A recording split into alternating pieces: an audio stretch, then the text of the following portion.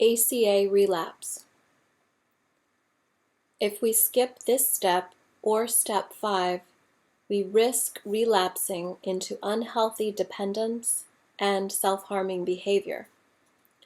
In ACA, relapse always features a recreation of the fear, self-hate, and abandonment from our childhood.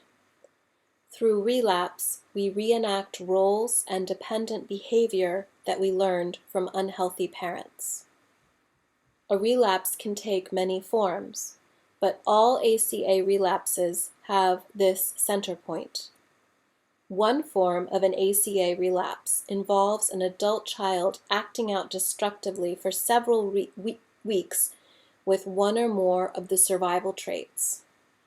The traits are known as the laundry list, or the problem, or the common behaviors. Another form of relapse could involve remaining in a physical or emotionally abusive relationship without a clear plan to get out.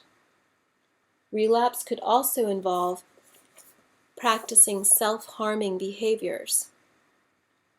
The behaviors include alcoholism, binge eating, taking drugs, gambling, or promiscuous sex. When we relapse, we can return to a life of fearing authority figures and judging ourselves harshly. We can feel hungover emotionally when we engage in unhealthy dependent behaviors. We see our boundaries weaken, and we find ourselves manipulating others for what we think we need. At the same time, others in relapse will assert themselves as a controlling authority figure upon children or a spouse. With indignance, we dole out abuse through moments of rage and dishonesty. We might feel remorseful, but we feel powerless to change. When this occurs, we usually have not given ACA or the steps a fair chance. Still others may have stopped some of their more destructive behaviors in ACA, yet we switch to another compulsion or behavior that is just as damaging. This can be a relapse as well.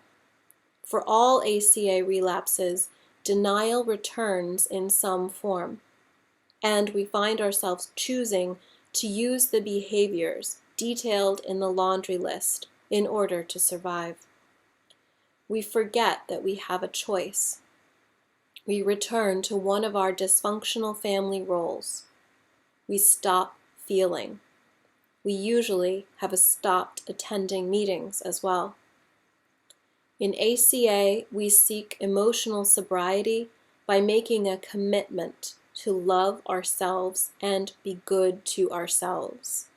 We stop harming ourselves by attaining ACA emotional sobriety.